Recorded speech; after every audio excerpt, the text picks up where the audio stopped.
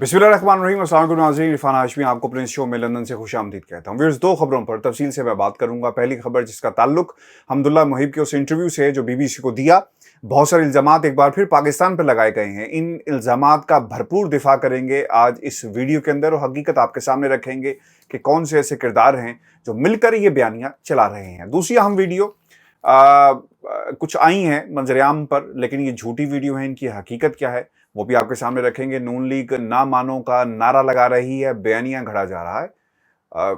कुछ वीडियोस हैं और इससे पर्दा उठाएंगे। लेकिन सबसे पहले बात कर लेते हैं हम्दुल्लाह मुहिब के उस इंटरव्यू के बारे में जो बीबीसी को 24 मिनट का इंटरव्यू दिया गया।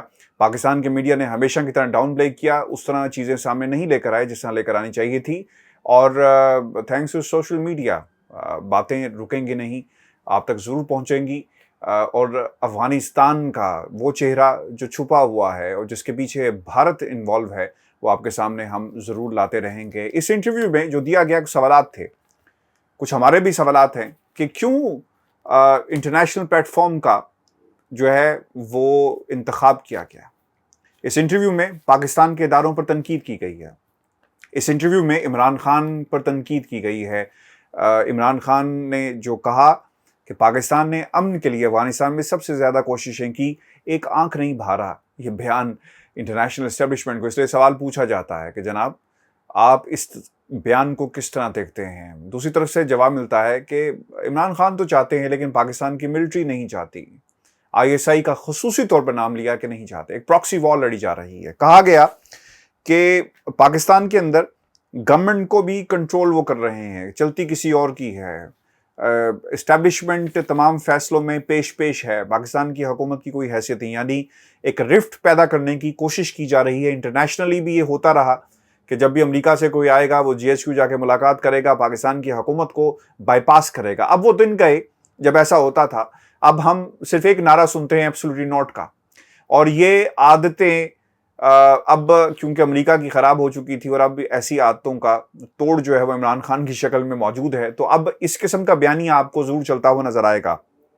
इन्होंने कहा कि तालिबान सेफ हेवन्स पिछले 20 सालों से पाकिस्तान में मौजूद है। हेल्थ केयर का सिस्टम उन्हें दिया गया, यानी हेल्थ केयर उनकी जो ज़ख्मी होते तालिबान के, उनका बाकायदा तौर पर इलाज किया जाता है। इस किस्म के इल्ज़ामात भी लगाए गए। फिर उन्होंने यहाँ तक कहा कि ब्रेन मैनेजमेंट तालिबान की पाकिस्तान के अंदर मौजूद है। और यहाँ तक कहा कि यानी शर्म और ढिठाई का ये आलम है कि जब सवाल पूछा गया कि अगर आपकी जो सप्लाई लाइन है वो पाकिस्तान से है, अगर उसे बंद कर दिया गया तो फिर आप किस तरफ जाएंगे, तो उन्होंने कहा कि हम पाकिस्तान से मदद की अपील करते रहेंगे, हम पाकिस्तान से मदद चाहते हैं।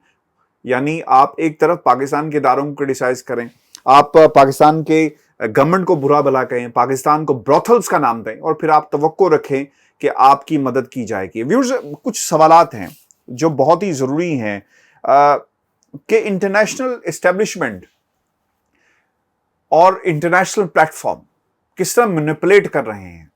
भारत का मीडिया जिनकी बहुत सारी इन्वेस्टमेंट है उसे इस्तेमाल किया जा रहा है भारत को और इस नैरेटिव को डेवलप करने के लिए। पाकिस्तान तालिबान के पीछे खड़ा हुआ है, सपोर्ट कर रहा है इस नैरेटिव को। इन जैसे लोग आगे पुल कर रहे हैं, चला रहे हैं। बीबीसी का इंतखाब इसलिए किया गया ताकि एक अंग्रेजी में मैसेज पूरी दुनिया को जा सके और फिर उस इंटरव्यू को उठाया जाए और फिर ड्रम बीटिंग की जाए कि जनाब ये वो चेहरे हैं, ये वो लोग हैं, ये वो किरदार है जो पाकिस्तान की मिलिट्री एस्टेब्लिशमेंट कर रही है। ऐसा क्यों हो रहा है? याद रखिएगा कि जो जिस मुल्क की ताकत होता है, यानी जिस एंटिटी की जो ताकत होगा, आपकी कोशिश होगी कि अगर आपने उसे ज़ेर करना है तो आप उस एंटिटी पर हमला करें, उस ताकत पर हमला करें ताकि उसे कमज़ोर बनाया जा सके। पाकिस्तान की एंटिटी, पाकिस्तान की ताकत पाकिस्तान की फ़ौज है, जिसकी वजह से हम अपने घरों में चैन की नींद सोते हैं।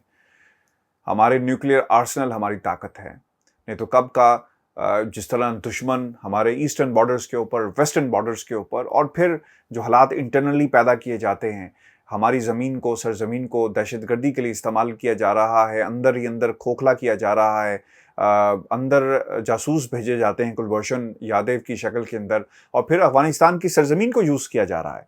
तो ये क्यों किया जा रहा है और इसके रास्ते में कौन सी ताकत है?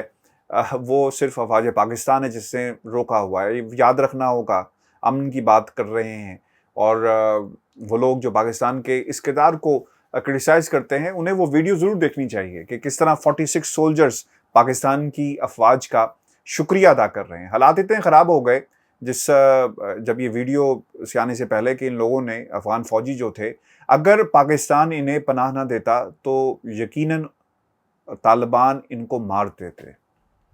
ابھی تک کسی قسم کا کوئی جو بیان جو ہے وہ نہیں سامنے آیا جس میں انہوں نے شکریہ ادا کیا ہو پاکستان کی افواج کا. تو یہ وہ کردار ہے جو افغانستان بھول جاتا ہے لیکن پاکستان کبھی بھی نہیں بھولے گا.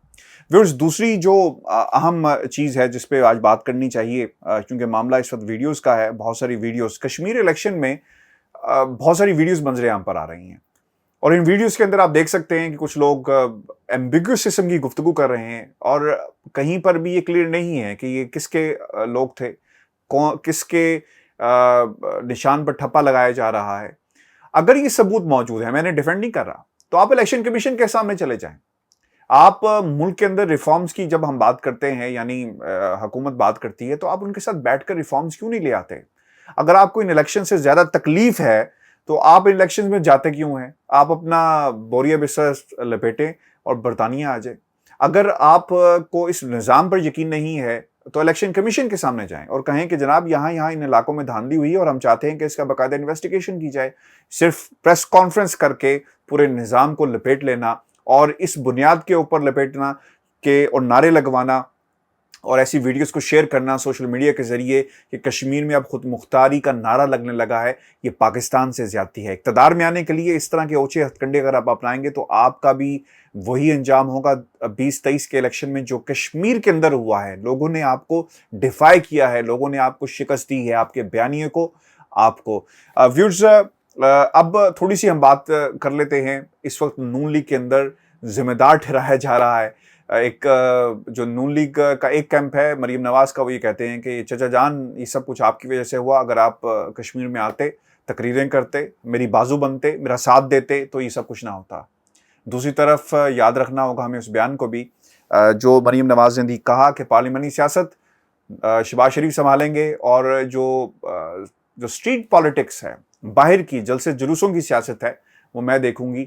تو اب نون لیگ کو بھی جواب دیں اور ابا جی کو بھی جواب دیں کہ نون لیگ کیوں ہاری ہے. بہت سخت قسم کے رفٹس موجود ہیں پارٹی کے اندر اور اب 2 کشتیوں کے مسافر یاد رکھیں کبھی بھی کنارے تک نہیں پہنچ پاتے.